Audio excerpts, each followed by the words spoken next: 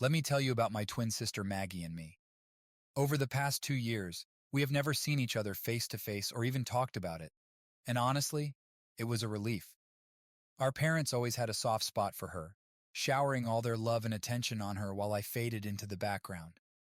Maggie, being 12 minutes older, was their golden child by default. It's absurd, really. Their favoritism became known in high school thanks to my drunk uncle at a Thanksgiving gathering. From that moment on, I stopped trying to win their approval. Why bother when they've made it abundantly clear that they only have room in their hearts for one of us? The competition between Maggie and me was fierce from the very beginning. Whatever she achieved, I had to surpass her just to prove my point. But instead of earning their respect, I only earned them even more contempt. Maggie wasn't even interested in competing. She just craved attention. She played the victim so convincingly, manipulating everyone into feeling sorry for her whenever I succeeded. It was infuriating. Looking back, I now see that I gained a lot from this competition. Good grades, extracurricular achievements. But what did she get? Approval and sympathy from our parents and everyone who fell for her act. Then we turned about 20 years old. I just graduated from one of the top business schools in the state as valedictorian, all on a scholarship. You'd think my parents would be bursting with pride, right? Wrong. They were too busy with Maggie, who barely managed to graduate from a regular college. While I was already interning at a firm from home, Maggie was still struggling to find a job. Did they recognize my achievements? This is not a chance. They were too busy worrying about her. And then, the final betrayal happened. The day before our birthday, I returned home to an empty house and was greeted only by a note telling me that they had all gone to the beach with Maggie and her friends. No invitation, no acknowledgement of my special day, just a slap in the face. When I read this note, it seemed to me that my whole world was collapsing around me. They took Maggie and her friends to the beach, and I was left with a sweet birthday card and a $1.50 gift card. Of course, there were unfair moments in my childhood, but this was the last straw. It was a painful and heartless act on their part. I immediately decided to leave in order to keep as much distance as possible between them and myself. Luckily, I had a few friends who offered me a place to stay until I got back on my feet.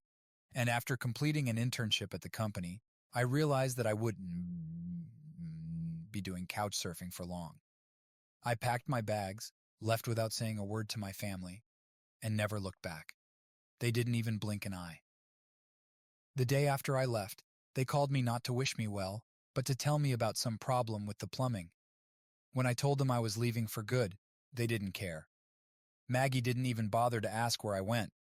This was my last real conversation with them. Since then, I have had no contact with my family for 2 years. From time to time, I hear tidbits about Maggie's life from friends, but that's about it. They don't know where I am, and frankly, it's more convenient for me. I worked hard, bought a decent apartment, and built a life for myself. It's not luxurious, but it's mine and I'm proud of it.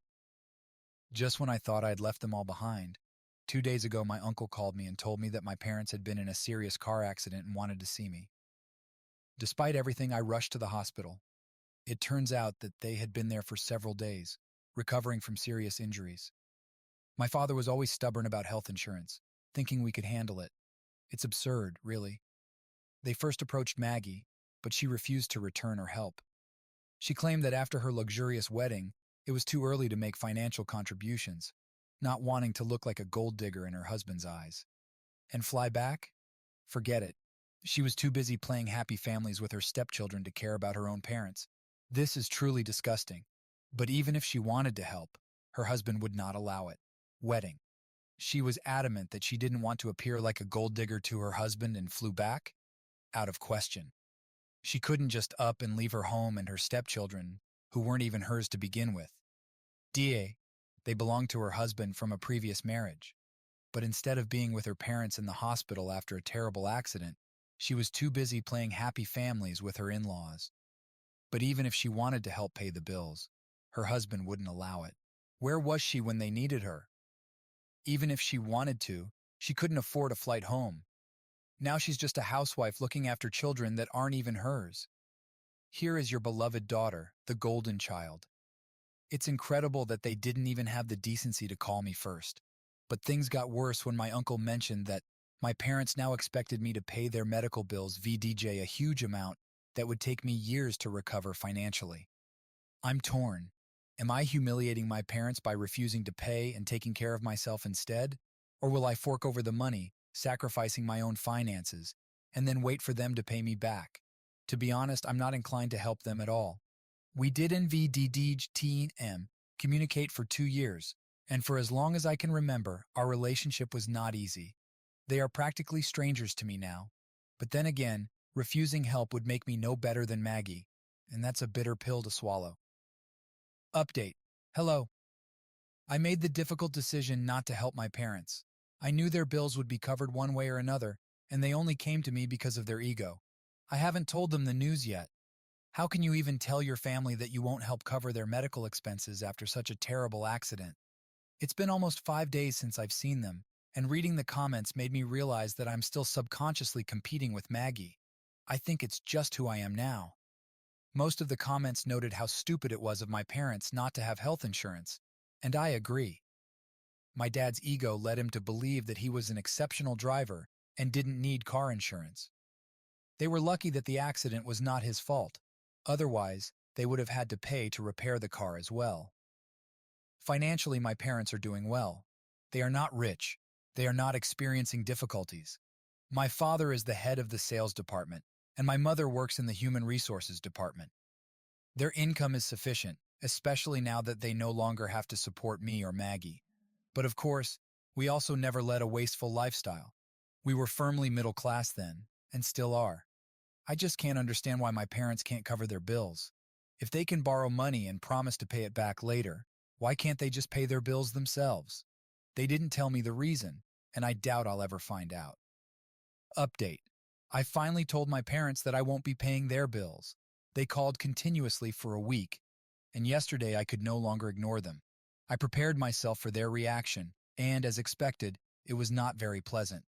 My mother attacked me, calling me ungrateful, and my father disowned me over the phone. It hurt me, but not as much as I thought. To tell the truth, I haven't felt like their daughter for a long time. It had been 2 years since they deliberately cut me off, so their words didn't carry much weight. Unfortunately, my uncle decided to intervene after the call, but I hung up. I'm tired of caring what others think of me. Later, my uncle texted me to tell me that my parents had spent most of the wedding fund on Maggie's big day and her fancy trip to Europe.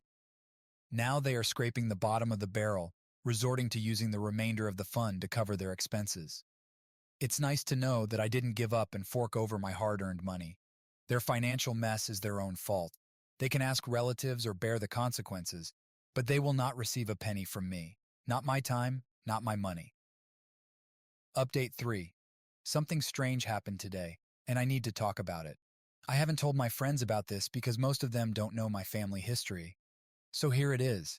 It had been almost 2 weeks since I last spoke to my parents when, out of the blue, Maggie showed up at my door this evening. I was puzzled, first of all because I didn't think she knew where I lived. Our old school friends told her where I lived, and Maggie did her best to track me down. It's pretty hard to see me, given our history. She has changed a lot since then. More refined, more refined. Her speech, her mannerisms, even her style. Everything has improved. But inside, she is still the same person. As they say, you can't put lipstick on a pig. Her personality remains intact. After the obligatory conversation about her seemingly perfect life as a housewife, she finally got down to business. It turns out that our parents begged her to visit them after the accident. They didn't need her money, just her presence. So, after 2 weeks, she finally gave in and decided to stop by. But then she started complaining about how needy our parents were, how disrespectful they were to her new family. She kept leaving her children with the nanny only to visit them, which was absurd considering they weren't even hers.